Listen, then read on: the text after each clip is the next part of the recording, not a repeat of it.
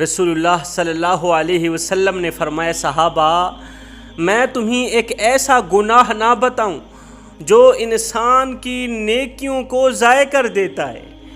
صحابہ کی مجلس لگی ہوئی تھی۔ رسول اللہ صلی اللہ علیہ وسلم صحابہ کرام کو خوبصورت زندگی گزارنے کے طور طریقے بتا رہے تھے، اللہ کا پیغام سنا رہے تھے۔ میرے کریم نبی نے فرمایا صحابہ میں تمہیں ایک ایسا گناہ نہ بتاؤں جو انسان کی نیکیوں کو کھا جاتا ہے، جو انسان کی نیکیوں کو ضائع کرتا رہتا ہے۔ یہ گناہ انسان کو اللہ تعالیٰ کے غضب کا نشانہ بناتا ہے۔ یہ گناہ جس انسان نے کیا ہو، جس انسان کی رگوں میں رچ گیا، وہ دنیا میں بھی ذلیل و خوار ہوا، وہ آخرت میں بھی ذلیل و خوار ہوگا۔ وہ دنیا میں بھی اللہ تعالیٰ کے غضب کا نشانہ بنا، وہ آخرت میں بھی اللہ تعالیٰ کے غضب کا نشانہ بنے گا۔ صحابہ کرام نے پوچھا یا رسول اللہ آخر وہ کون سا ایسا خطرناک گناہ ہے جو انسان کی نیکیوں کو کھا جاتا ہے؟ میرے کریم نبی نے فرمایا وہ گناہ ہے تکبر کرنا، وہ گناہ ہے اپنے اندر میں کو لے کے آنا، فخر کرنا۔ صحابہ کرام نے پوچھا یا رسول اللہ تکبر کوئی اتنا بڑا گناہ ہے؟ فرمایا تکبر میرے اللہ کی چادر ہے، تکبر اللہ کی چادر ہے، صرف اللہ کی ذات ہے جو تکبر کر سکتا، میرا اللہ تکبر کر سکتا، اللہ کے علاوہ کوئی بھی، نہ فرشتے، نہ نبی، نہ رسول، نہ صحابہ، نہ تابعین، نہ تبع تابعین، اللہ کے محبوب، ولی، غوث، قطب، ابدا، کوئی بھی تکبر نہیں کر سکتا، صرف اللہ کی ذات تکبر کر سکتا۔ فرمایا تکبر میرے اللہ کی چادر ہے، جو انسان اللہ کی چادر پکڑ کر کھینچنے کی کوشش کرتا ہے نا، اللہ تعالیٰ اسے مٹی میں ملا کے رکھ دیتا ہے، اللہ تعالیٰ اسے صفحہ ہستی سے مٹا دیتا ہے۔ فرعون نے تکبر کیا تھا، اللہ تعالیٰ نے اسے کیسے عبرت کا نشانہ بنایا۔ نمرود نے تکبر کیا، اللہ تعالیٰ نے کیسے عبرت کا نشانہ۔ دنیا میں جس نے بھی تکبر کیا، جس نے بھی فخر کیا، اللہ تعالیٰ نے اسے عبرت کا نشانہ بنایا۔ فرمایا سب کچھ کرنا، تکبر نہ کرنا۔ تکبر کی بات آئی، مجھے ایک عبرت ناک واقعہ یاد آ گیا، سبق آموز واقعہ یاد آ گیا۔ خدا را دل کے کانوں سے سنیے گا، تمہیں بہت بڑا سبق ملنے والا ہے۔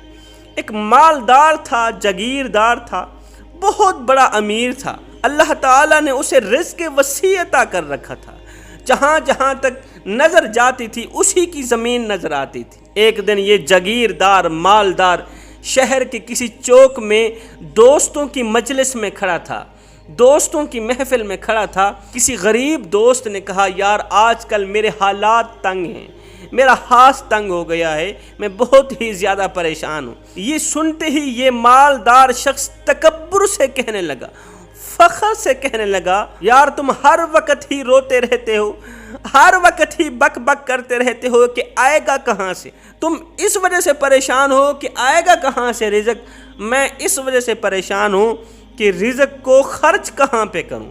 کہنے لگا تم کتنے پریشان ہو رزق کے لیے، مجھے دیکھو بڑی ہی عیش و عشرت کی زندگی گزار رہا ہوں، کبھی پریشانی نہیں آئی، کبھی دکھ نہیں آیا، کبھی ہاتھ تنگ نہیں ہوئے۔ اس مالدار شخص نے بڑے ہی تکبر سے کہا کہ میرے پاس جتنا مال ہے، جتنی دولت ہے، میری 40 نسلوں سے بھی ختم نہیں ہوتا۔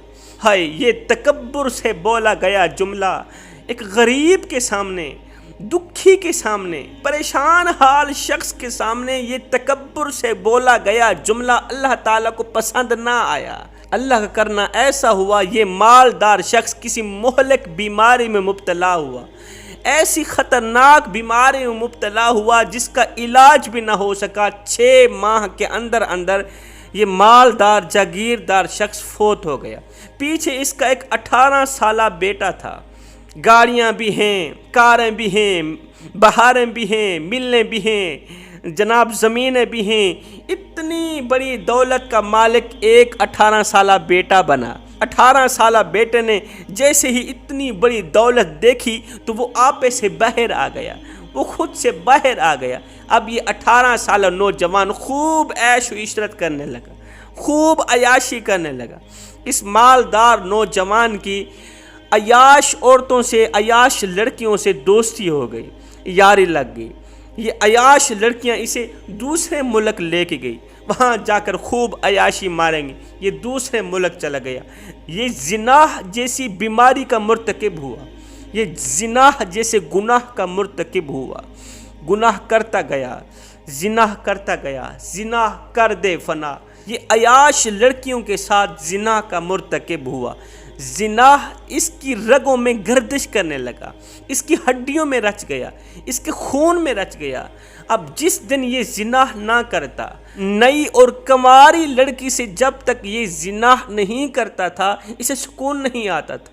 آئے دن روزانہ کنواری لڑکی سے یہ گناہ کیا کرتا تھا۔ عیاش لڑکیوں پر پیسہ بہاتا گیا، پیسہ اڑاتا گیا، تقسیم کرتا گیا، تقسیم کرتے کرتے بینک بیلنس کم ہونے لگا۔ اب جب بھی بینک بیلنس ختم ہوتا تو یہ اپنے وطن آ کر 2-4 مربع زمین بیچ دیتا، 2-4 مربع زمین بیچ کے پھر دوسرے ملک چلا جاتا۔ ایسا کرتا کرتا، پیسہ اڑاتے اڑاتے، تقسیم کرتے کرتے، زمین کے ٹکڑے بیچتے بیچتے اس نے ساری کی ساری، تمام کی تمام زمین بیچ ڈالی۔ اتنی برائی کا مرتکب ہوا، اتنے گناہوں کا مرتکب ہوا کہ اس کی صحت بھی خراب ہو گئی، اپنی صحت بھی کھو بیٹھا، کیونکہ اس نے زنا کیا تھا، اس نے فنا تو ہونا تھا نا۔ اب اسے بری بیماریاں لگ گئیں، خطرناک بیماریاں لگ گئیں، جو زنا کرنے والوں کو لگتی ہیں، جو فحاش لوگوں کو لگتی ہیں، وہی بیماریاں اسے لگ گئیں۔ اب اس کی زندگی میں ایک وقت آیا کہ اسے اپنا مکان بھی بیچنا پڑا۔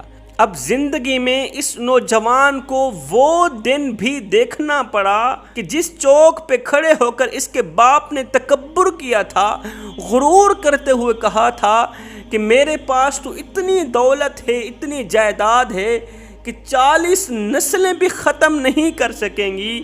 ہے جس چوک پہ کھڑے ہو کر باپ نے تکبر کیا تھا، اسی چوک پہ کھڑے ہو کر بیٹے کو بھیک مانگنی پڑی، اسی چوک پہ کھڑے ہو کر بیٹے کو خیرات مانگنی پڑی، بیٹے کو ہاتھ پھیلانا پڑا دوسروں کے آگے۔ خدارا ایسا گناہ نہ کرو جس کی سزا تمہاری اولاد کو بھگتنی پڑے۔